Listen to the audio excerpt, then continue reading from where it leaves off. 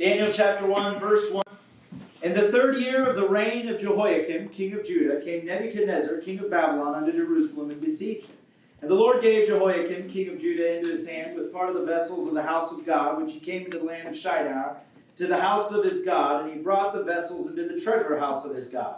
And the king spake unto Ashpenaz, the master of the eunuchs, that he should bring certain of the children of Israel out of the king's seed and of the princes, children in whom was no blemish, but well favored, and skillful in all wisdom, and cunning in knowledge, and understanding science, and such as had ability in them to stand in the king's palace, and whom they might teach them learning and the tongue of the Chaldeans. And the king appointed them daily provision of the king's meat and of the wine which he drank, so nourishing them 3 years, that at the end thereof they might stand before the king.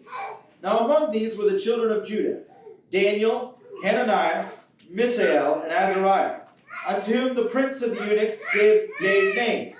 For he gave unto Daniel the name Belteshazzar, and unto Hananiah of Shadrach, and to Mishael of Meshach, and to Azariah of Abednego. But Daniel purposed in his heart that he would not defile himself with the portion of the king's meat, nor of the wine which he drank. Therefore he requested of the prince of the eunuchs that he might not defile himself. Now God brought Daniel into favor and tender love with the prince of the eunuchs. And the prince of the eunuchs said unto Daniel, I fear my lord the king, who hath appointed your meat and your drink. For why should he see your faces worse liking than the children which are of your sword? Then ye shall make me endanger my head to the king. Then said Daniel to Melzar, whom the prince of the eunuchs had set over Daniel, Hananiah, Mishael, and Azariah, prove thy servants, I beseech thee, 10 days, and let them give us pulse to eat and water to drink. Then let our countenances be looked upon before thee, and the countenance of the children that eat of the portion of the king's meat, and as thou seest, deal with thy servants. So he consented to them in this matter, and proved them 10 days. And at the end of 10 days their countenances appeared fairer and fatter in flesh than all the children which did eat the portion of the king's meat. Thus Melzar took away the portion of their meat and the wine which they should drink, and they gave them pulse. As for these 4 children, God gave them knowledge and skill in all learning and wisdom, and Daniel had understanding in all visions and dreams. And at the end of the days that the king had said he should bring them in, the prince of the eunuchs brought them in before Nebuchadnezzar. And the king communed with them, and among all them there was found none like Daniel, Hananiah, Mishael, and Azariah. Therefore stood they before the king, and in all matters of wisdom and understanding that the king inquired of them, he found them 10 times better than all the magicians and astrologers that were in all his realm. Daniel continued even unto the 1st year of King Cyrus. I'm going to go ahead and have Austin, would you mind praying for the message this morning? Thank you, Lord, for everything done for the service and get out what you want us to get out of it. Thank you for everything done this morning. In Jesus' name. You may be seated. So it's important to notice the adversity that Daniel faced. And this is often overlooked, the adversity that Daniel and the 4 Hebrew children faced. First off, I want you to notice that Daniel was about 12 years old or younger when he was taken into captivity. Remember, he lived in Jerusalem until Jerusalem began to be rebuilt 70 years later after captivity. And he lived from before the captivity to after the captivity. And so when you look at Daniel, Shadrach, Meshach, and Abednego, they were children at this time. So that's the first thing I want you to notice, is that they watched their people as children get sold into the hands of Babylon. Daniel 1:3, there's also another thing that we don't often talk about. And the king spake unto Ashpenaz, the master of his eunuchs, that he should bring certain of the children of Israel, and of the king's seed, and of the princes. So now he's saying, now you need to bring people of Israel, of Judah, of the kings of Israel, and of the princes of Israel. You need to bring them in. He's the master of the eunuchs. Now, it is by this reading, it sounds to me to be very clear that they were made into eunuchs, as none of them are recorded as having wives. And this was a common procedure that Babylon would do.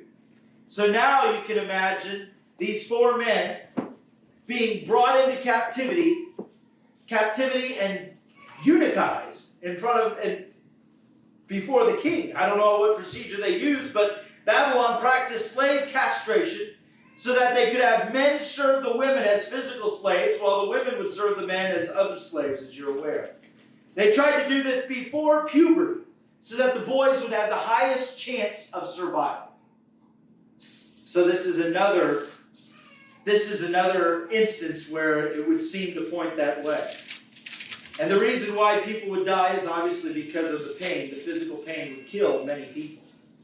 So making eunuchs of men has been a practice of Babylon and Arab nations since as far back as we can remember. This has always happened. This points all the way to the origins of Nineveh until this very day. Saudi Arabs still to this day castrate black men. And they use them as their slaves to this day. The Ottoman Empire was particularly famous for going and raiding black slaves and castrating them. So now I want you, first off, those are two sufferings that they started off in the beginning of the book. This is how they start their life, is through immense suffering. This is how their story starts. Now I want you to notice the names. This is important because we see the names of these people and we take it for granted that they had these great names. Daniel, his name means God is my judge. Hananiah, his name means God has been gracious. That's odd, considering they were just thrown into slavery. Mishael says, who is like God? Azariah says, God has helped. And I want you to notice the names. Would sinning parents give their children these names? Think of that. So, by the definition of their names, it was not like Ruth and Naomi and whenever they had went across and over to Moab and they lived in that land and they gave their children names that were not indicative of God, but these were godly names. So you will find that some of the most elite characters of the Bible were given godly names. It's not by accident. It's because their parents were godly parents. And they made it a focus. And so you'll find here that it was apparent that they had a good parent. Then you have the prophecy of Zechariah that also goes right along with this. And remember how we talked about this land of Shinar? And the Lord gave Jehoiakim, king of Judah, into his hand with part of the vessels of the house of God, which he carried into the land of Shinar. Zechariah 5:11 refers to this prophecy. And he said unto me, to build it an house in the land of Shinar, and it shall be established and set there upon her own base. Now, I've mentioned how this was a prophecy of warheads or bombs of some sort. There's no doubt that it's a prophecy of a bomb. Now, this land is the land Babel. Babylon gets its name from the name Babel, and it's in Mesopotamia. It's in Sumer, and if it is most likely referring to an area in the Persian Gulf. So when you think of Nimrod, think of the Persian Gulf and the Persian Gulf War. In the Persian Gulf War there's a location of an enormous ziggurat and the oldest city in existence. I wonder what this enormous ziggurat must have meant. You know, many people would say that this was a Nimrod ziggurat. And it's very plausible that it was. It's the same land, Babylon, Babel, the Persian Gulf. Some people have even said the Persian Gulf War was the fulfillment of Zechariah chapter 5. But this is that same part. So they were taken away into this land. And then you see number 5, competition of these young men. And the king spake unto Ashpenaz, the master of the eunuchs, that he should bring forth certain of the children of Israel, and of the king's seed, and of the princes. So now you see that this wasn't just anything, but there was a competition that was being brought before the people. So this competition that was being brought before the people was now these young men were thrust into it as young children. Well, why would they do it? So you have the omen and the superstitions of kings and bilingual nature of the Jews.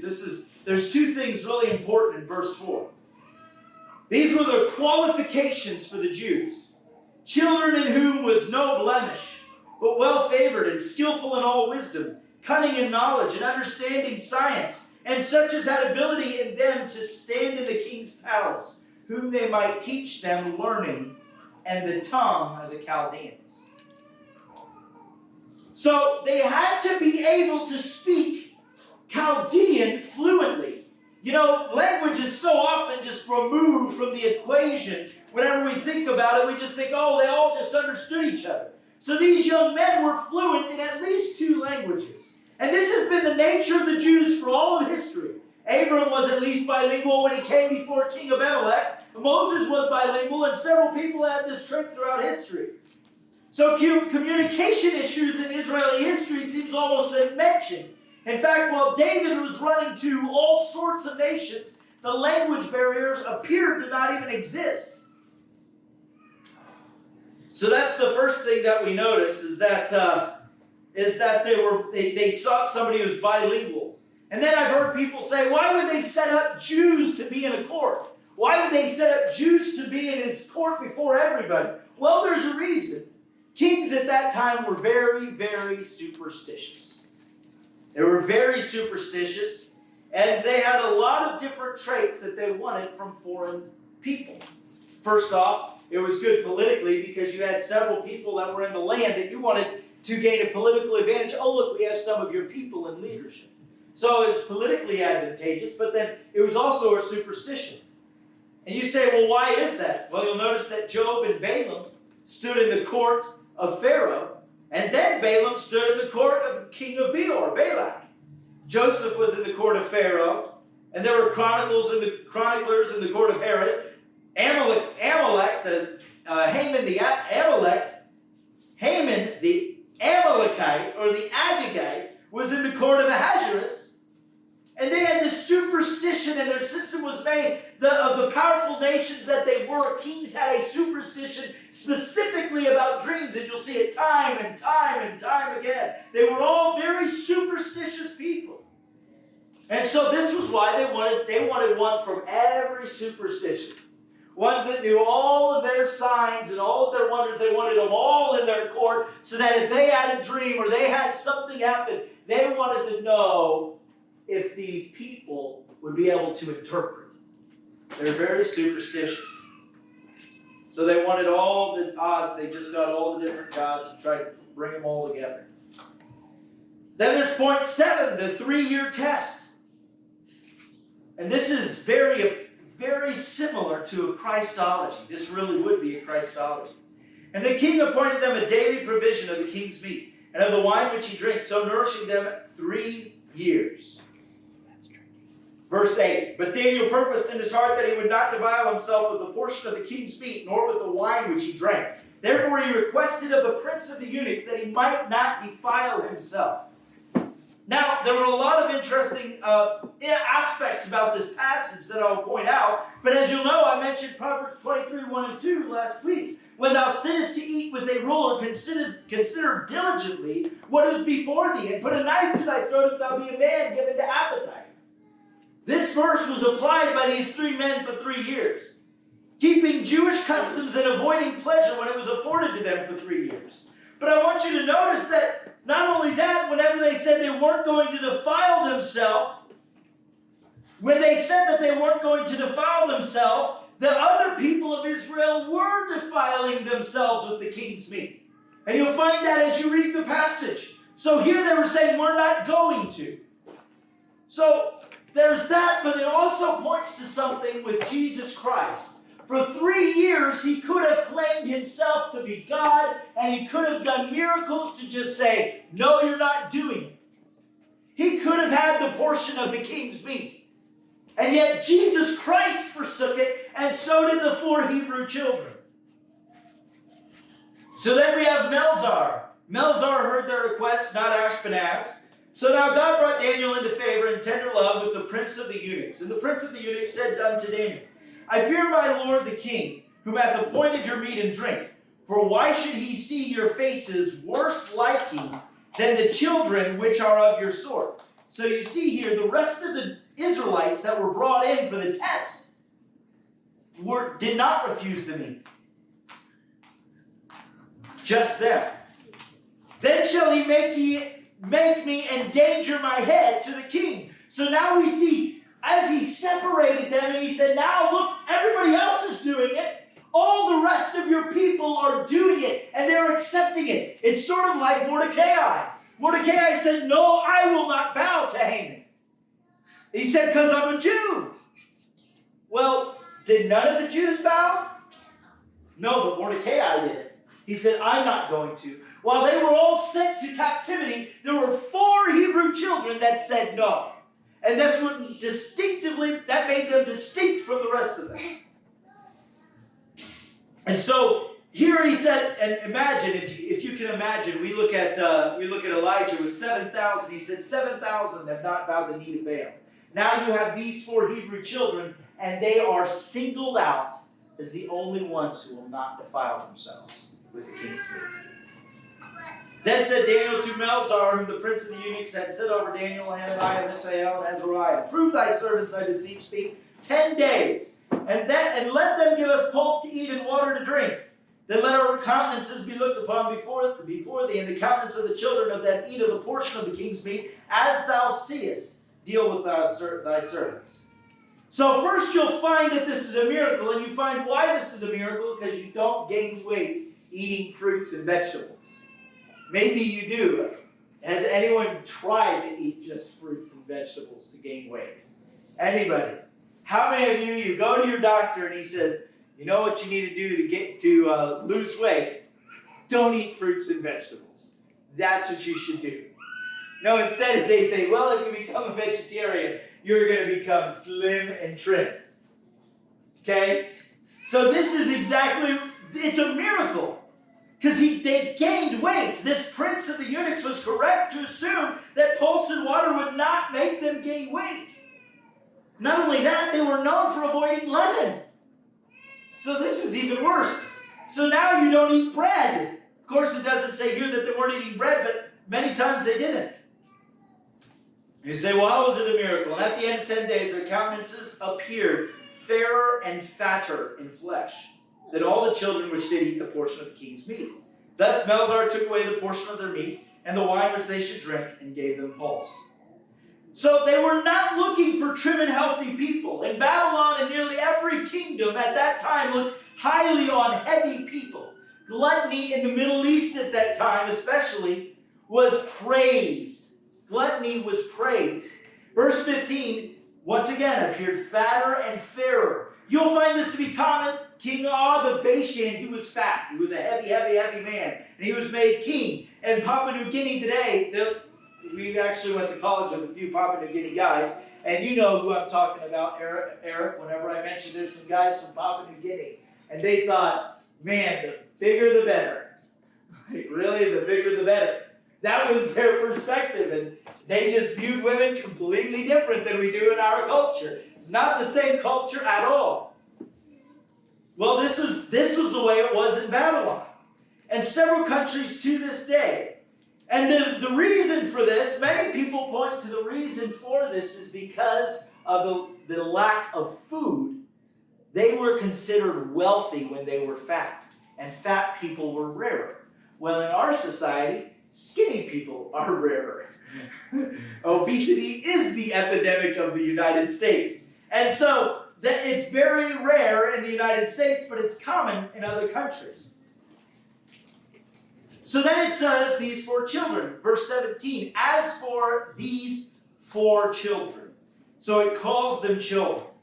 God gave them knowledge and skill in all learning and wisdom, and Daniel had understanding in all visions and dreams. This is not common to call them children unless it says children of Israel or children of. David could say at the age of 80, I'm a child of Jesse. He could say that. You could say you're a child of Abraham at any age. It doesn't matter. But to simply call you a child without the of statement means you're children once again. So it refers to them as children. So once again, they were most likely eunuchized at a young age. They were called children because it is likely that they were still teenagers or younger. This is all happening to young people. We know they're not old people. They're very young people. Take Austin and Latina as a framework, I guess. Maybe that would be about the right age. Now at the end of the days, the king had said that he should bring them in, and the prince of the eunuchs brought them in before Nebuchadnezzar. The king communed with them, and among them was found none like Daniel, Hananiah, Mishael, and Azariah. Therefore stood they before the king. Now he made these very young men stand before the king. They were essentially servant boys of the king at this point.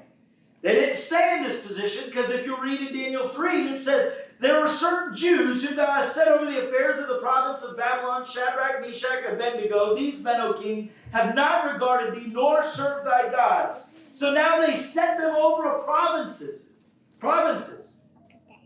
Then Nebuchadnezzar in his rage and fury commanded to bring Shadrach, Meshach, and Abednego, and they brought these men before the king. Now they were men.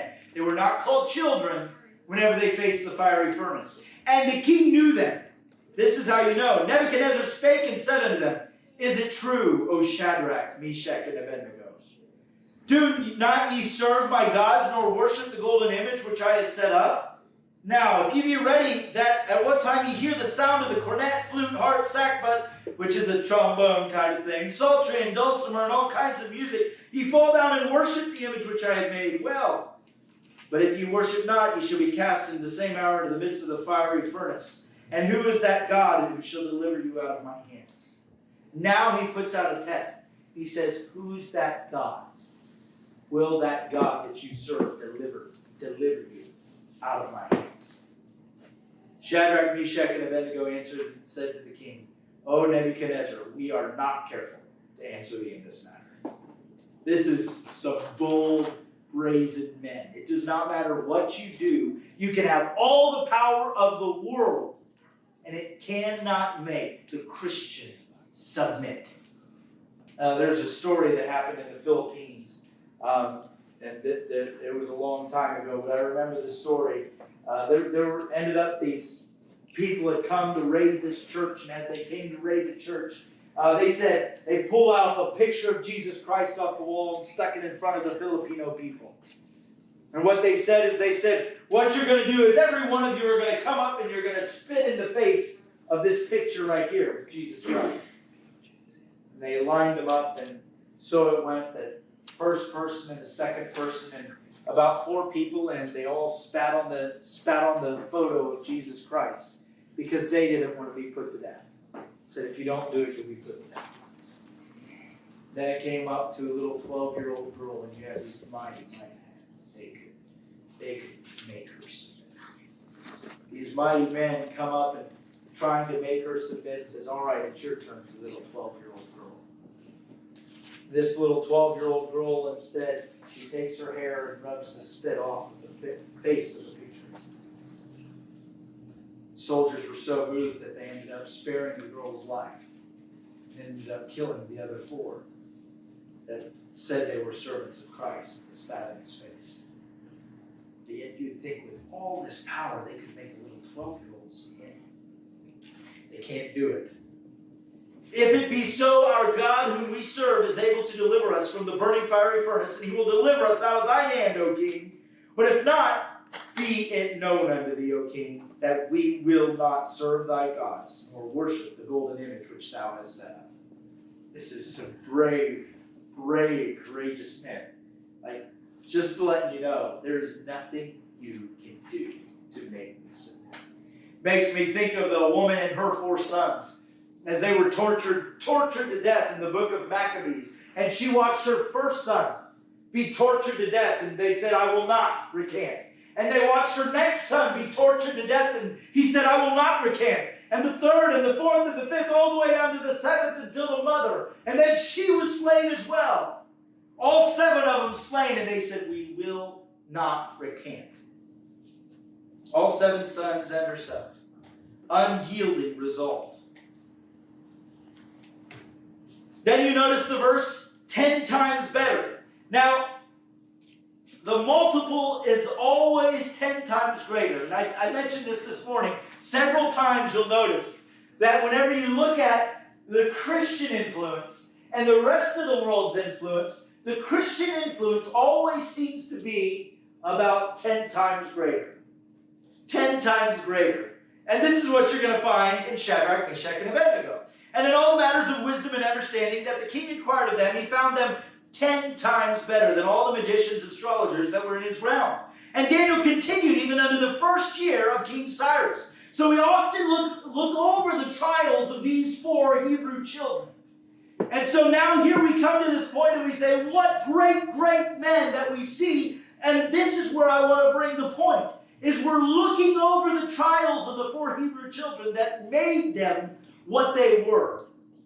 I find a common strand for those that have done incredible things for God. All of them faced immense suffering. Our grandfather Noah suffered the near extinction of earth. Can you imagine that? In Jasher, the Antiquities of the Jews, Jubilees, Genesis, and the Book of Enoch, it mentions unending horror of Noah. Not never ending in their quoting of how horrible it was for Noah. He literally faced an apocalypse. And then afterwards, he said, will God do this again? Will he do this to my seed? This was Noah's concern, and he begged God, don't do this again. Please don't do this to my children. And God put the rainbow in the sky. Can you imagine the horror of Noah? What about Abraham as he was hunted by Nimrod and his brother being burnt to death? He fled through famine and immense suffering and was fearful of being killed by Abimelech. Him and his wife were barren for 95 years. Jacob was hunted by Esau and thought he would die many times. He was turned into a 14-year slave by his own father-in-law, who stole much of his possessions.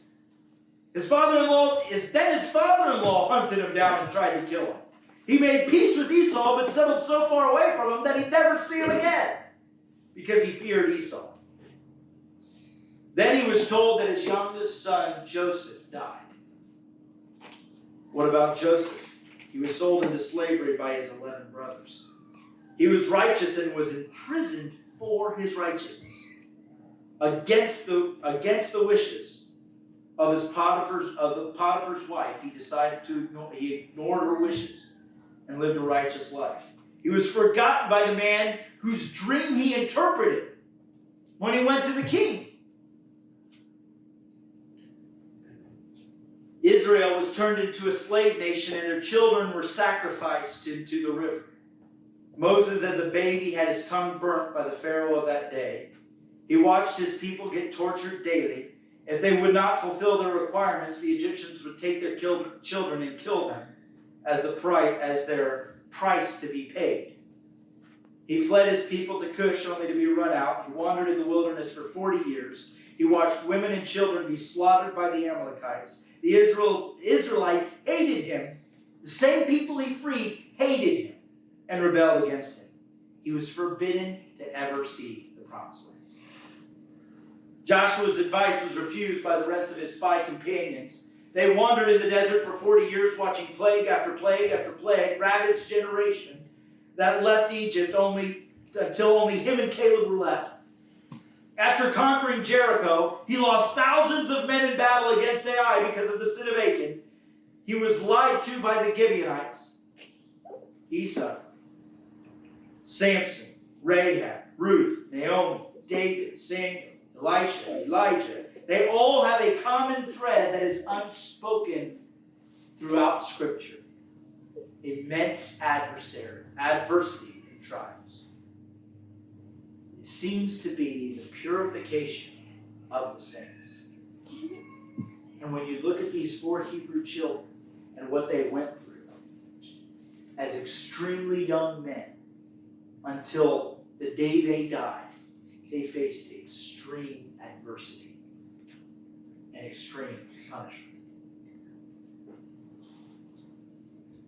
And you say, well, what's the purpose in this? Now, there was a friend that I knew at Penview Bible Institute. He was from North Korea. And he had ended up getting free somehow or another. And he was in the United States. And I remember as I sat downstairs, I talked to him. There was one time I was over in the building across the street and practicing my instrument. And he came in and he started talking about God. And he said, Americans, you guys have an odd thought process about God. And I'm like, really? What's that? He said, God He makes you suffer. He doesn't make life easy on you. He makes you suffer. I said, well, I don't agree with that. And he said, everywhere I've went, everyone I've known that's been a Christian, until I came to America, they believed being a Christian was meaning that you had to suffer.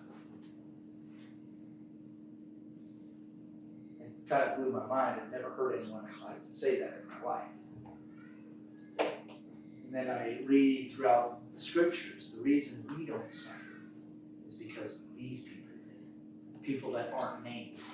These are just the people that we have written down. What about the countless missionaries that left? You know, we talk about these missionaries. The Catholic Church has record of missionaries sending out thousands of missionaries into India. And then after they were all done, only a few of them ended up living through the torture and everything else. They all disappeared. We don't know where they went. We don't know if they even incorporated into the society. They were never heard from or seen again. We see all the missionaries that came over to the United States, and we see all the missionaries that went all over the world and suffered and died, and we have no recollection of that. And this seems to be a theme. And you say, well, what is the purpose of us going through all this, or what exactly are we supposed to take from this? Remember how Jesus had said, count it all joy when you fall into diverse temptations. This is what it meant. It's referring to these. And it's referring to the fact that when we do, there's a purpose for it. It's never understood. But I'll tell you, even though it may not be understood, the reality is, suffering, sometimes it has purpose, sometimes it doesn't. But whenever it does have purpose, the purpose is greater than anything we can make. That being said, I'm thankful for the 4 Hebrew children that suffered the life that they suffered to stand and say, I will never bow. And because of that, they received the miracle. I'm so grateful for examples that we have in Scripture. Thank you for your kind attention. If you would please stand.